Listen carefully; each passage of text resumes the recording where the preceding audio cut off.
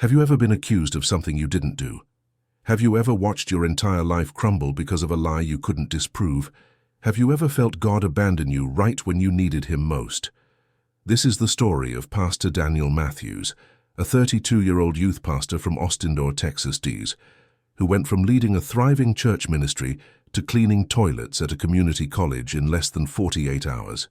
His crime: being in the wrong place at the wrong time. His punishment: losing everything he'd spent a decade building. His response: something nobody expected, including himself. This isn't a story about a man who got what he deserved. This is about a man who got what he didn't deserve and discovered that sometimes God's greatest gifts come wrapped in your worst nightmares. It's about what happens when your reputation is destroyed, your calling is questioned, and your faith is tested beyond anything you thought you could endure.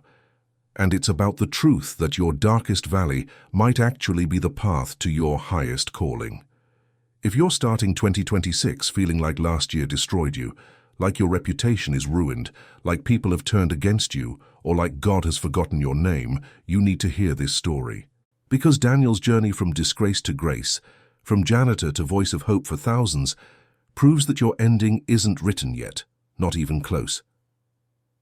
Before we dive into Daniel's story, if you're tired of shallow content and want real stories that actually change lives, hit that subscribe button right now. These stories take hours to research and craft, and your support means we can keep creating content that matters. Now let me take you back to March 15th, 2023, the night everything fell apart. Daniel Matthews had been the youth pastor at Cornerstone Community Church in Austin for 6 years. He wasn't the senior pastor, just the guy who worked with teenagers and young adults. But he loved it. He'd grown the youth group from 23 kids to over 200. He'd started a Wednesday night program that was so popular they had to add a second service. He'd mentored dozens of young men and women through crises, breakups, family issues, faith questions. He wasn't famous. He wasn't rich. His salary was $38,000 a year, barely enough to cover rent and student loans from seminary. But he was fulfilled. He was making a difference. He was doing what God called him to do. Daniel had married his college sweetheart, Rebecca, 4 years earlier. She taught elementary school and made slightly more than he did. Together they made $72,000 a year, which in Austin wasn't much, but it was enough. They rented a small 2-bedroom house. They drove old cars. They couldn't afford vacations or fancy dinners, but they were happy. They were building something. They talked about having kids soon. They talked about Daniel maybe becoming a senior pastor someday. Life wasn't perfect, but it was good. It was stable. It was blessed.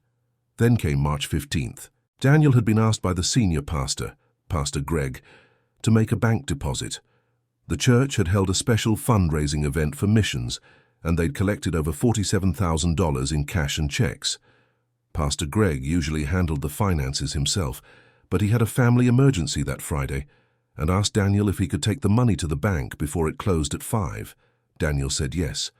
He put the money in a locked cash box, placed it in his backpack, and headed to the bank at 4:30. But on the way, his car overheated. Steam poured from under the hood. He pulled into a gas station, popped the hood, and realized he had a major coolant leak. His car wasn't going anywhere. It was 4:40. The bank closed in 20 minutes. He called an Uber. The driver said he was 12 minutes away. Daniel did the math. He could make it if the Uber hurried. But the Uber got stuck in traffic. By the time Daniel arrived at the bank, it was 5:07. The doors were locked. The deposit would have to wait until Monday. Daniel went back to the gas station, arranged for a tow truck, and eventually got a ride home from a church member who happened to drive by. When he got home, he put the cash box in his home office closet, locked it, and planned to take it to the bank first thing Monday morning. He texted Pastor Greg explaining what happened. Pastor Greg replied, "No problem. Just get it there Monday. Thanks for trying." That should have been the end of it, but it wasn't. Because someone at the church, Daniel never found out who, started a rumor. They said Daniel had been seen at a casino that Friday night. They said he'd been gambling. They said the missions money was in his possession, and maybe that's why he'd really missed the bank deposit. Maybe he'd needed a little extra time with that cash before turning it in. It was a lie. A complete as malicious lie. Daniel had never been to a casino in his life. He'd gone straight home after his car broke down. He and Rebecca had eaten leftover pizza and watched a movie. But the rumor spread like wildfire. By Sunday morning, half the church had heard some version of it. When Daniel showed up for youth service, parents who'd trusted him for years looked at him differently. Teenagers who'd confided in him avoided eye contact. During the main service, he noticed clusters of people whispering and glancing his way. After service, Pastor Greg pulled him aside. "Daniel, we need to talk. There are some serious accusations being made. I need you to take a leave of absence while we investigate this." Daniel was stunned. "Investigate what? I didn't do anything wrong. I have the money. It's locked in my closet. I'm taking it to the bank tomorrow like we planned." Pastor Greg looked uncomfortable. "I believe you, Daniel, but perception matters. People are talking. The board thinks it's best if you step back until we can clear this up. It'll just be a week or two. We'll sort it out." Daniel felt like he'd been punched in the stomach. He'd given 6 years of his life to this church. He'd worked 60-hour weeks for poverty wages. He'd poured his heart into these kids. And now, because of a rumor he couldn't even trace, he was being put on leave. He wanted to argue. He wanted to defend himself, but he also didn't want to cause division in the church. So he agreed. "Fine, I'll step back. But I'm telling you, this is all lies. Someone is trying to destroy me, and I don't even know why." The next day, Monday, Daniel took the money to the bank. Every penny was accounted for. He gave the deposit receipt to Pastor Greg. "See, it's all there. Nothing missing.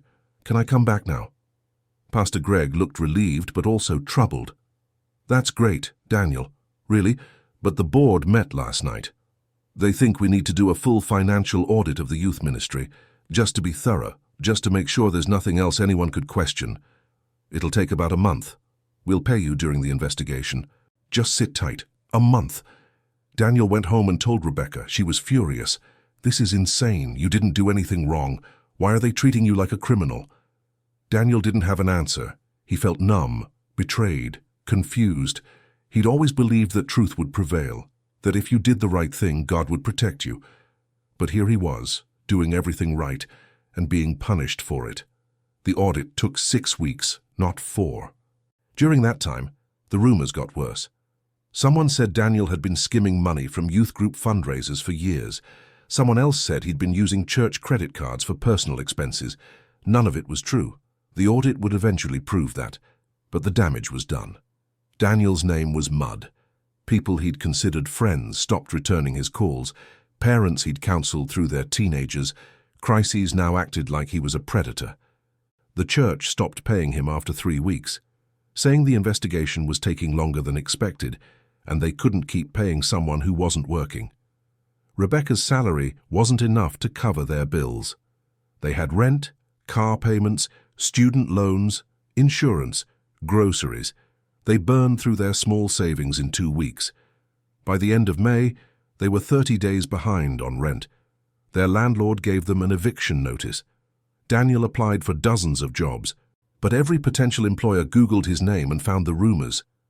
No one wanted to hire a pastor accused of financial misconduct, even if it wasn't proven. In early June, the audit results came back. Clean, spotless, every penny accounted for. Not a single irregularity in 6 years of ministry. The board issued a statement saying Daniel had been cleared of all accusations and was welcome to return to his position. But by then, it was too late. The youth group parents had already demanded a new youth pastor. They said even if the accusations weren't true, there was too much controversy. Their kids didn't need that kind of drama. The board caved to the pressure. They offered Daniel a different position, assistant to the assistant pastor. Basically doing administrative work for less pay. It was a demotion wrapped in an apology. Daniel quit. He walked into Pastor Greg's office and resigned. "You cleared me, but you're still punishing me. You know I'm innocent, but you're letting lies win. I can't work for a church that cares more about perception than truth. I'm done." Pastor Greg tried to convince him to stay. "Please, Daniel, don't let this end like this. We need you." Daniel shook his head. "You needed me 6 months ago. You don't need me now. You need someone without baggage. Someone the parents aren't afraid of. That's not me anymore." He walked out of that office and never went back. the church that had been his home for 6 years, the ministry that had been his calling, the community that had been his family. Gone. All of it. Because of a lie he couldn't disprove fast enough and a leadership too weak to stand by him. Rebecca was devastated. Daniel was more than devastated. He was broken. Not just financially, though they were facing eviction and had no income, but spiritually. Where was God in this? Daniel had served faithfully. He'd given everything. He'd lived with integrity, and God had let him be destroyed. The questions haunted him. Was this a test? Was this discipline for some sin he didn't know about? Or had he been wrong all along about his calling, about God's faithfulness, about everything? In July, they lost their house. They moved into Rebecca's parents' the guest room in a suburb of Austin. Daniel was 32 years old, sleeping in his in-laws' house with no job, no prospects, no reputation, and no faith. He stopped praying. He stopped reading his Bible. He stopped believing that God cared. He'd hit rock bottom, and the worst part was he'd done nothing to deserve it. For 2 months, Daniel barely left his room. He applied for jobs half-heartedly. He got rejected from all of them. He spiraled into depression. Rebecca was terrified. She'd never seen him like this. The man who used to wake up excited about ministry now couldn't find a reason to get out of bed. She begged him to see a counselor. He refused. What's a counselor going to do? Give me my life back. Give me my reputation back. Tell me why God let this happen. In September, Rebecca gave him an ultimatum. I love you, Daniel, but I can't watch you destroy yourself. You need to do something. Anything. Apply for jobs. Go to counseling. Talk to someone. But you can't keep living like this. We can't keep living like this. If you won't fight for yourself, fight for us. Fight for our marriage. That shook Daniel awake. He realized he'd been so consumed by his own pain that he'd forgotten Rebecca was drowning too. She'd stood by him through everything. She'd lost their home. She'd watched her husband fall apart. And he'd barely acknowledged her. He broke down. I'm sorry. I'm so sorry. I don't know how to fix this. I don't know who I am anymore. Rebecca held him. Then let's figure it out together. But we have to start somewhere. Today, the next day, Daniel went to a staffing agency. He told them he'd take any job, anything. I just need to work. The agent looked at his resume. You have a master's degree in theology. You were a pastor for 6 years. And you want any job? Daniel nodded. Any job. I need income and I need purpose. The agent made some calls. I have something. It's not glamorous. It's janitorial work at Austin Community College. Night shift, cleaning classrooms, offices, bathrooms. It pays $14 an hour, 40 hours a week. That's about $2,300 a month after taxes. Daniel took it. When do I start? He started the following Monday. From youth pastor to janitor. From leading a ministry to scrubbing toilets. It was humiliating. The first night, Daniel stood in a bathroom at midnight with a mop in his hand and tears streaming down his face. This is my life now. This is what I've become.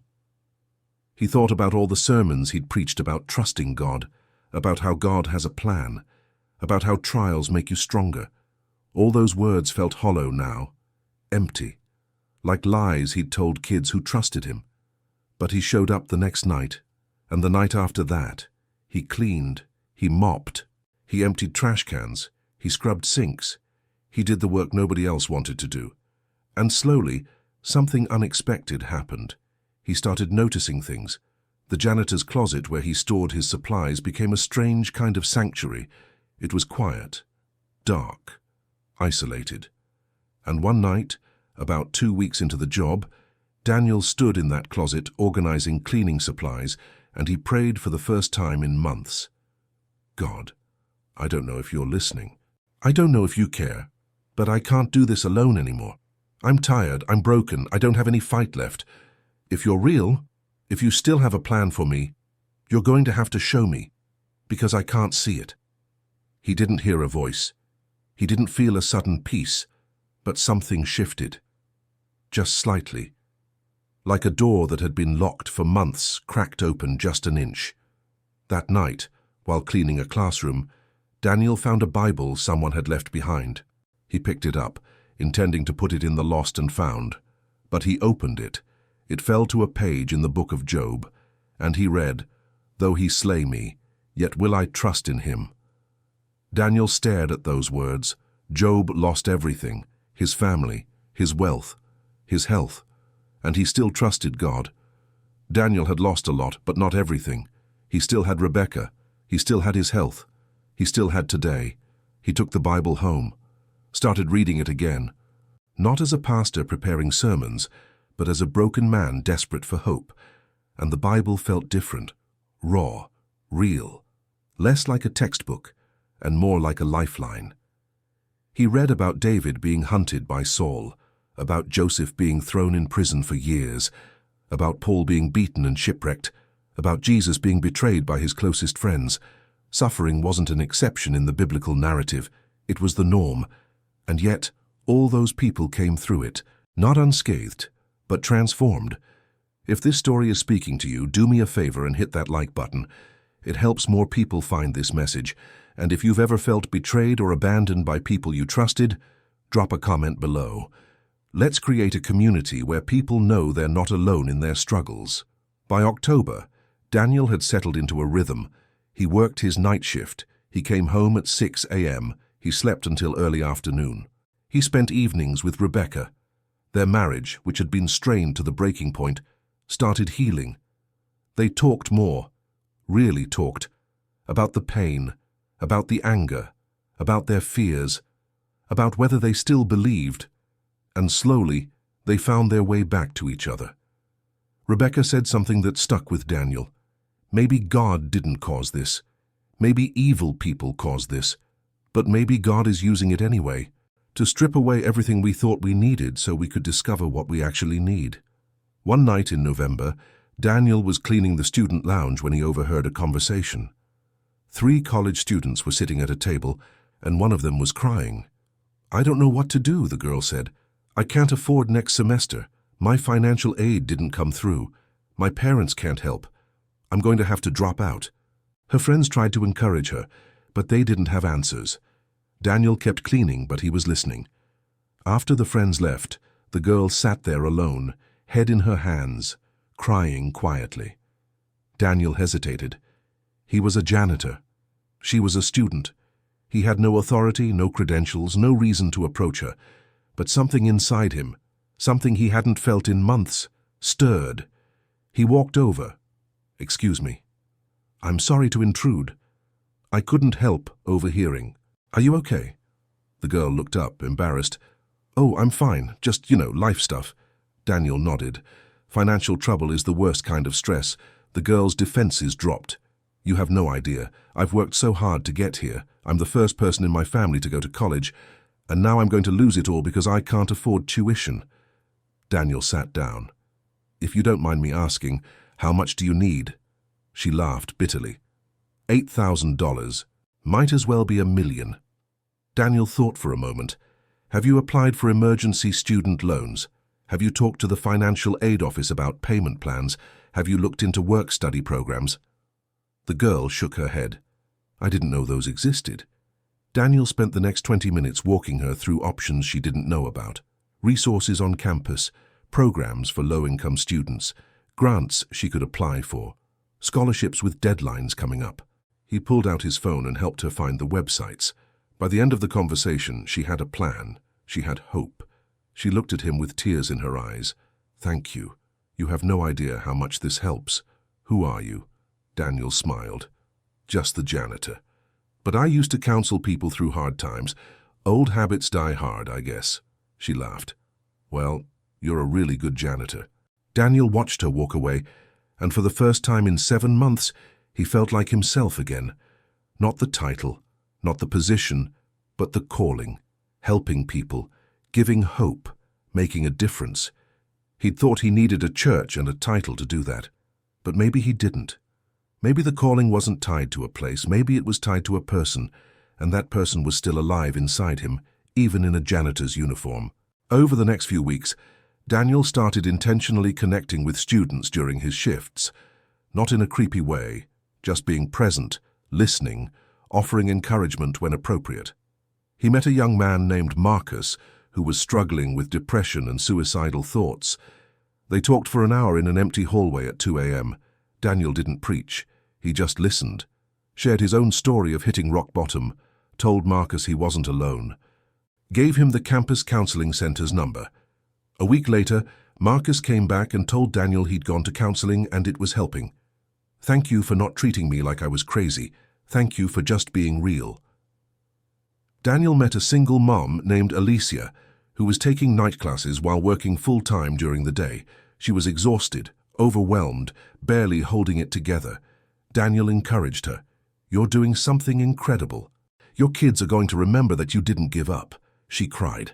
"I needed to hear that. I feel like I'm failing at everything." Daniel shook his head. "Showing up every day when everything is hard. That's not failing. That's winning." Word spread quietly among the night students that the janitor in Building C was someone you could talk to. Students started seeking him out, not for janitorial help, for life help. Daniel found himself having the same kinds of conversations he'd had as a youth pastor, but with no official title, no church backing, no salary for ministry, just a guy with a mop who'd learned how to listen and how to hope. By December, Daniel realized something profound. He was doing more meaningful ministry as a janitor than he'd done in his last year as a youth pastor. Because as a pastor, he'd been protecting his reputation, managing perceptions, trying to please the board and the parents. But as a janitor, he had no reputation to protect. No one expected anything from him. He was invisible. And that invisibility gave him freedom. Freedom to just be human, to be broken and healing at the same time, to admit he didn't have all the answers, to walk alongside people instead of talking down to them from a stage. Rebecca noticed the change in him. "You're different, you're lighter." Daniel nodded. "I think I've been so angry at God for taking away my ministry, but maybe he didn't take it away. Maybe he just moved it, changed the location, changed the format, but the calling is still there. It just looks different than I thought it would." On Christmas Eve, Daniel and Rebecca attended a small church service near her parents' house. It was the first time Daniel had been in a church since he'd resigned from Cornerstone. He felt nervous, but the pastor at this church, an older man named Pastor Tom, preached on the Nativity. He said something that hit Daniel like lightning. Jesus was born in a stable, not a palace, not a temple, a place where animals lived, a place that smelled like manure, a place no one would choose for something sacred, but God chose it anyway. Because God doesn't need perfect circumstances, He just needs willing hearts. After the service, Daniel approached Pastor Tom.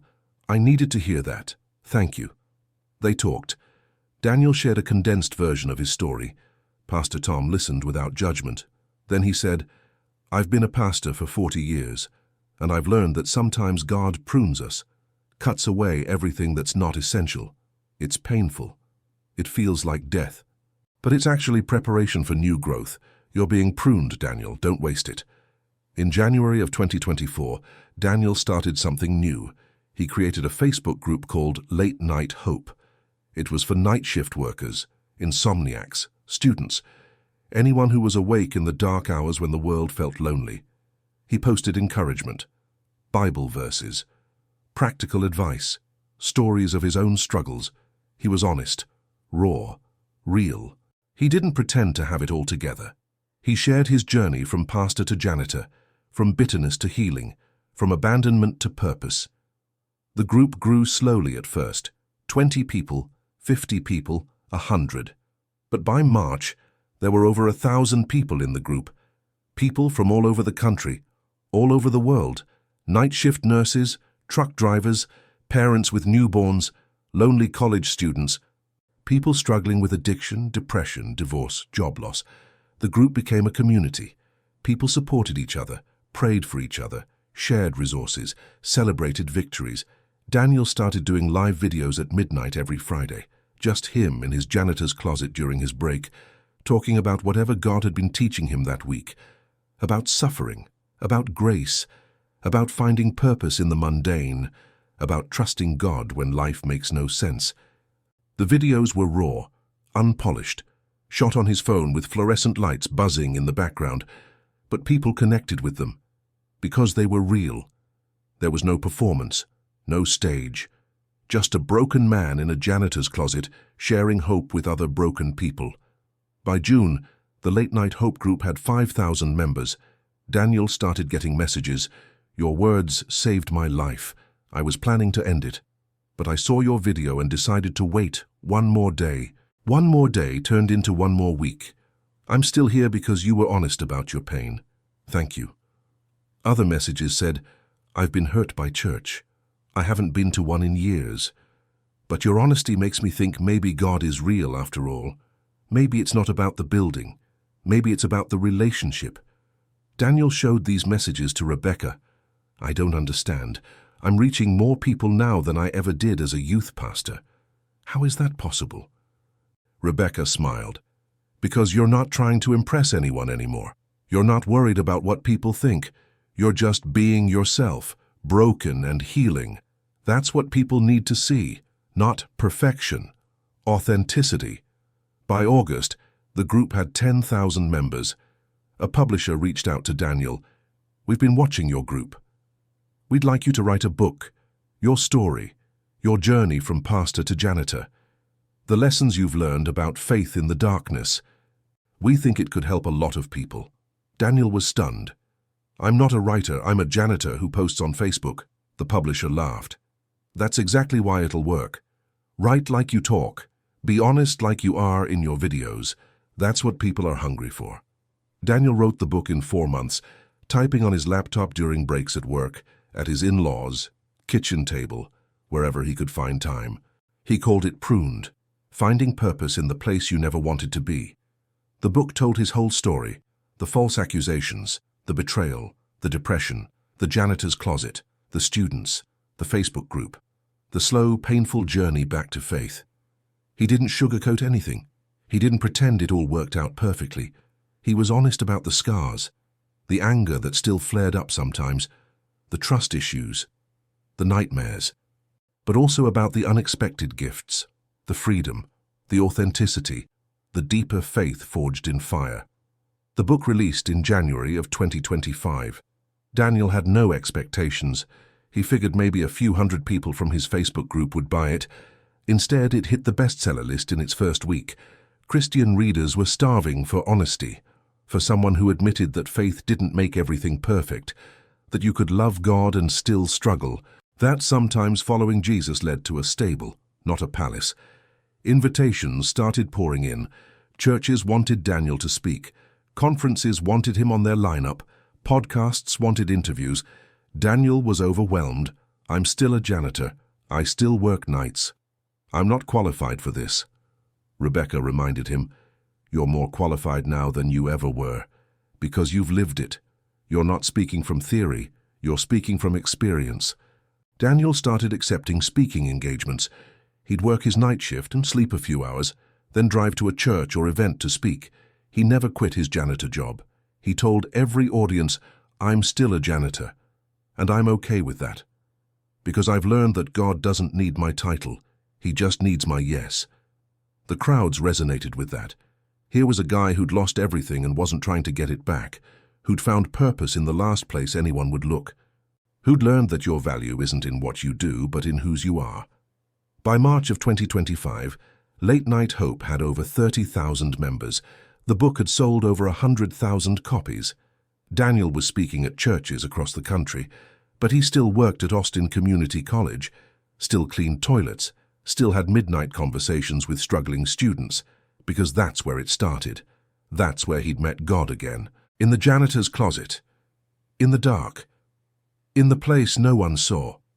One day in April, Daniel got a call from Pastor Greg, his old boss from Cornerstone.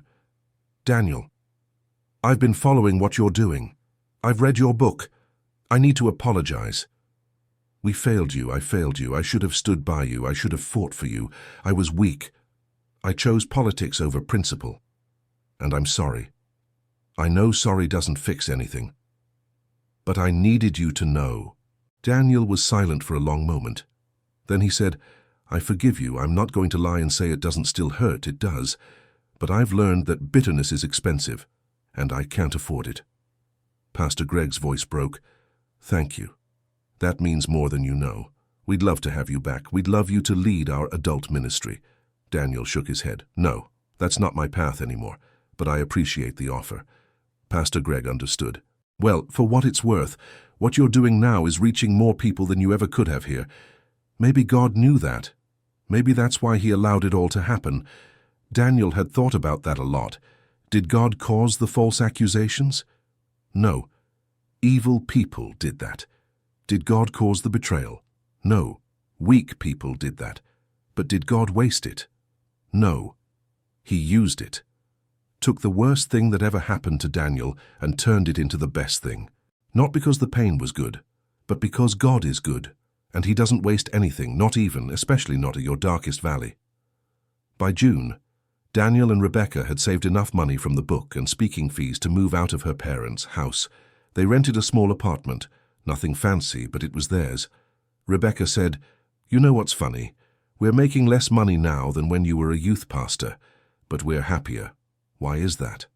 Daniel thought about it. Because we're free. Free from expectations, free from performance, free from trying to please everyone. We're just trying to please God, and it turns out he's a lot easier to please than church boards. In September, Daniel launched a non-profit called Night Shift Ministry. The mission was simple, to bring hope and practical help to people working night shifts or going through dark seasons.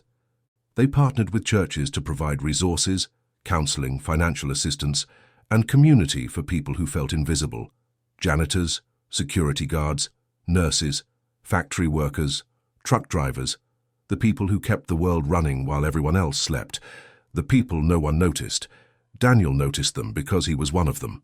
By December of 2025, almost 3 years after that horrific night when his life fell apart, Daniel stood in his apartment on New Year's Eve with Rebecca. They reflected on the journey, from youth pastor to janitor, from accused to vindicated, from bitter to grateful, from broken to whole. Not perfect, not unmarked, but whole in a way that only comes from being shattered and put back together by hands that know how to heal. Daniel pulled out his journal and wrote, 3 years ago, I thought my life was over. I thought God had abandoned me. I thought the false accusations destroyed my calling. I was wrong about all of it. My life wasn't over. It was beginning. God hadn't abandoned me. He was pruning me. The accusations didn't destroy my calling. They clarified it. I thought I needed a church and a title and people's approval to do ministry. I didn't. I just needed willingness. God used the worst thing that ever happened to me to create the best version of me, and I wouldn't trade it. Not for anything. As midnight approached, Daniel and Rebecca prayed together. God, thank you for not wasting our pain. Thank you for meeting us in the janitor's closet, in the dark, in the place we never wanted to be. Thank you for teaching us that you don't need perfect circumstances. You just need willing hearts. Thank you for the students, the Facebook group, the book, the ministry. But most of all, thank you for teaching us that our value isn't in what we do, it's in whose we are. We're yours, and that's enough. The clock struck midnight, a new year, new possibilities. But Daniel wasn't focused on the future. He was grateful for today, for the journey that brought him here, for the scars that proved he'd survived, for the calling that emerged from the ashes. He was a janitor, a speaker, an author, a husband, a child of God, and that was more than enough. Now, if you've watched this whole story, I need you to hear something. Daniel's journey teaches us 7 powerful principles that can transform how you handle betrayal, loss, and unexpected suffering. First, your title doesn't define your calling. Daniel lost his position as pastor, but discovered his calling was bigger than a title. It was about helping people. He could do that anywhere. Your job might change. Your circumstances might shift. But your calling, the thing God created you to do, that stays with you. A teacher who loses her job is still called to educate. She might tutor, mentor, or teach her own kids. The calling adapts, but it doesn't disappear. Second, invisibility can be a gift. Daniel felt humiliated being a janitor, but that invisibility gave him freedom.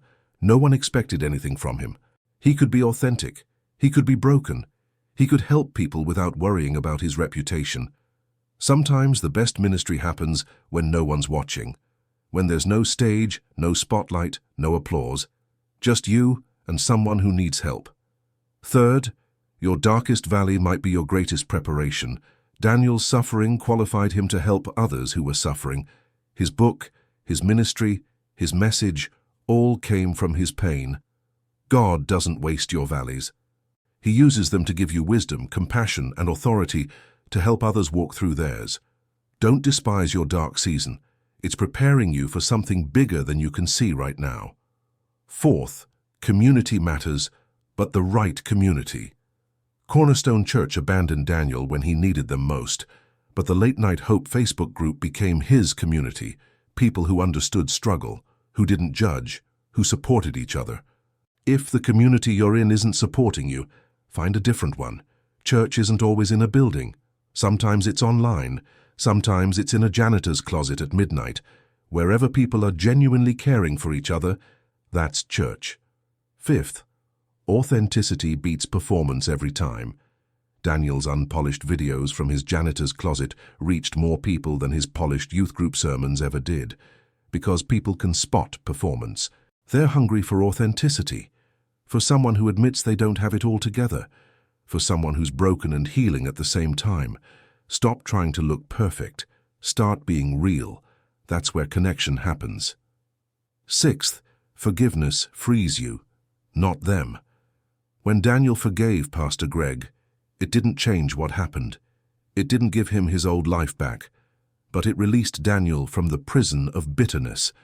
Unforgiveness is like drinking poison and expecting the other person to die. It only hurts you. Forgiving doesn't mean what they did was okay. It means you're not going to let their actions control your future anymore. Daniel forgave because he needed freedom more than he needed revenge. Seventh, God's delays are not God's denials. Daniel thought God had abandoned him, but God was actually repositioning him, taking him from a small ministry that reached 200 teenagers to a global ministry that's reached hundreds of thousands. The delay felt like denial. The pruning felt like punishment. But it was preparation. When God seems silent, He's often working behind the scenes. When doors close, He's often clearing the path for bigger doors you can't see yet. Trust the process, even when you can't see the purpose. Now I want to speak directly to you watching this. Maybe you've been falsely accused like Daniel. Maybe you've lost your reputation, your job, your community, because of lies you couldn't fight. Maybe you're working a job you feel is beneath you, wondering where God is, questioning if your calling was ever real. I need you to hear this. Your story isn't over. This isn't your ending. This is your middle. The uncomfortable, confusing, painful middle where transformation happens. Daniel's janitor's closet became his prayer closet. His night shift became his mission field. His humiliation became his qualification. What looks like a setback might actually be a setup, not because God causes bad things, but because God uses everything, even especially the things that break you. Here's what I need you to do right now. First, if you haven't already, subscribe to this channel. We're building a community of people who refuse to let their circumstances define them. People who believe that God specializes in resurrection. Hit that subscribe button and join us. Second, leave a comment below. Tell me where you are right now. Are you in your janitor's closet moment? Are you feeling forgotten, abandoned, betrayed? Or are you on the other side, looking back at how God used your valley? Share your story. Your testimony might be exactly what someone else needs to hear to keep going one more day. Third, think about your own janitor's closet. What's the place in your life right now that feels like defeat? The job you didn't want, the circumstance you can't change, the loss you didn't deserve. What if that's not your prison? What if that's your preparation? What if God is meeting you there, in the dark, in the quiet, in the place no one sees, to do His deepest work in you? Daniel could have stayed bitter. He could have spent his life angry at Cornerstone Church, at the people who lied about him, at God for allowing it. But he made a different choice. He chose to show up, to do the work in front of him with excellence, even when it was cleaning toilets, to stay open to what God might be doing, even when he couldn't see it. And that choice, that daily decision to keep going, changed everything. Your breakthrough might not look like you expect. Daniel thought breakthrough would be getting his old job back, clearing his name, receiving an apology, and some of that happened eventually. But the real breakthrough was bigger. It was a book that's helping hundreds of thousands of people, a ministry reaching people across the globe, a message that's giving hope to the forgotten, the night shift workers, the people in their own janitor's closets. That wouldn't have happened if he'd stayed comfortable in his youth pastor position. The breaking was necessary for the breakthrough. So if you're in a breaking season right now, don't despise it. Don't waste it. Let it do its work. Let it strip away everything that's not essential. Your titles, your reputation, your comfort, your control. Because when all that's gone, what's left is what actually matters. Your character, your faith, your calling. And those things can't be taken from you by false accusations or betrayal or loss. Those things are forged in fire, and the hotter the fire, the purer the gold. Daniel's story is still being written. At the end of 2026, he's still a janitor, still working night shifts, still having midnight conversations with students who need hope. But he's also an author, a speaker, a leader of a growing ministry, and a voice for people who feel invisible. He's learned that you can be both. You can clean toilets and change lives. You can work in obscurity and impact thousands. You can be broken and whole at the same time. The last time I checked in with Daniel, he told me something profound. He said, "I used to pray for God to give me my old life back, to restore what was taken from me, to vindicate me publicly, and he did vindicate me eventually, but he didn't give me my old life back. He gave me a better one, not easier, not more comfortable, but more authentic, more purposeful, more free. I thought losing my position as a pastor was the worst thing that could happen to me. Turns out, it was the best thing, because it forced me to discover that I don't need a position to have purpose. I just need to be willing to say yes to whatever God puts in front of me, even if it's a mop and a bucket." That's the message of this story. You don't need perfect circumstances to live out your calling. You don't need everyone's approval. You don't need a title or a platform or a big opportunity. You just need willingness. Willingness to show up wherever you are. Willingness to serve whoever's in front of you. Willingness to let God use your pain for someone else's gain. That's all. That's everything. If Daniel can find purpose in a janitor's closet, you can find purpose wherever you are right now. In the job you hate, in the marriage that's struggling, in the financial crisis, in the health battle, in the season of waiting, in the place you never wanted to be. That place, that exact place where you are right now, is where God wants to meet you. Not someday when things get better. Today, right now. In the mess. So stop waiting for perfect circumstances to start living your calling. Stop waiting for vindication to forgive. Stop waiting for clarity to take the next step. Start where you are, with what you have, doing what's in front of you, and watch what God does with your willingness. Daniel took a janitor job because he needed income, but God took that janitor job and turned it into a ministry that's changing lives around the world. You might be stocking shelves, driving Uber, working retail, doing something you feel is beneath you. But what if it's not beneath you? What if it's your mission field?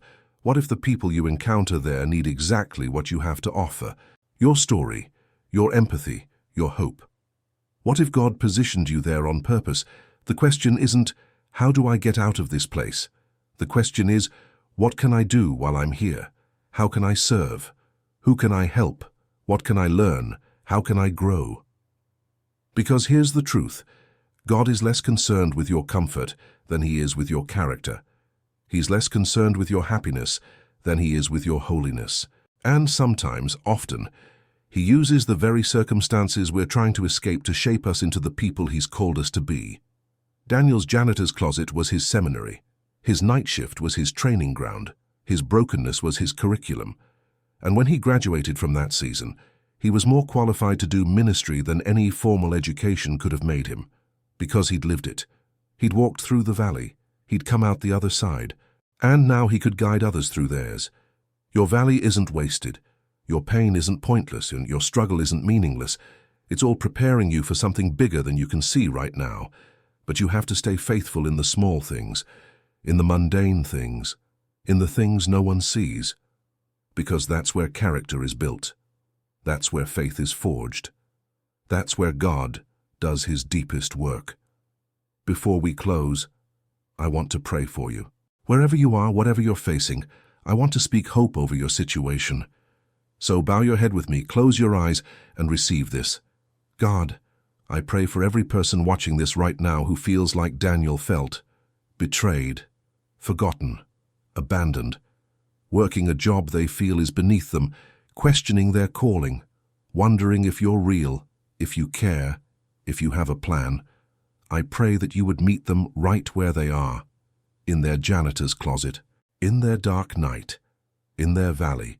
Show them that you haven't forgotten them, that you're not wasting this season, that you're preparing them for something they can't see yet. Give them the strength to show up tomorrow, to do the work in front of them with excellence, to stay open to how you might be working, to trust you even when they can't see you, and most of all, remind them that their value isn't in their title or their position or what people think of them. Their value is in whose they are. They're yours. And that's enough. In Jesus' name, amen. If this story encouraged you, share it. Send it to that friend who's going through a hard season, that family member who lost their job, that person who's questioning their faith. This message needs to reach people who are sitting in their own janitor's closets right now, wondering if hope exists. You could be the one who delivers that hope to them today.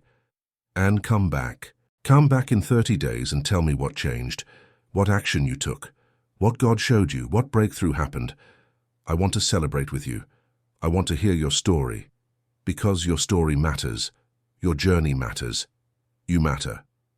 Daniel started with nothing but a mop, a bucket, and a broken heart. Look what God did with that. Imagine what he can do with your willingness. Your next chapter is waiting. Your breakthrough is closer than you think. Your janitor's closet might just be your launching pad. The year 2026 is here. It's a year of resurrection, of things that looked dead coming back to life, of dreams that seemed buried breaking through the soil, of people who felt forgotten stepping into their purpose. Let this be your year, not because circumstances change overnight, though they might, but because you change, because you decide that no matter what you're facing, you're going to show up. You're going to serve. You're going to trust. You're going to let God use your valley to reach someone else's mountaintop. Daniel's pruning produced fruit he never imagined. Your pruning will too. Trust the process. Trust the gardener. He knows what he's doing. Especially when it feels like he's cutting too deep. He's not destroying you. He's developing you. And when the season changes, when the new growth comes, you'll look back and understand. The pain had a purpose. The valley had a destination. The darkness was just the tunnel, not the end of the road. So take a deep breath. Wipe your tears. Stand up. Face tomorrow, because your story isn't over. Your best chapters haven't been written yet. And the God who met Daniel in a janitor's closet is the same God who's meeting you right where you are, right now. In this moment, he sees you. He knows you. He hasn't forgotten you. And he's about to do something beautiful with your broken pieces. Your breakthrough is coming. Keep going. Keep believing. Keep showing up. The janitor's closet isn't your final destination. It's your training ground, and graduation day is closer than you think. Verse for your meditation. And we know that all things work together for good to them that love God, to them who are the called according to his purpose. Romans 8:28.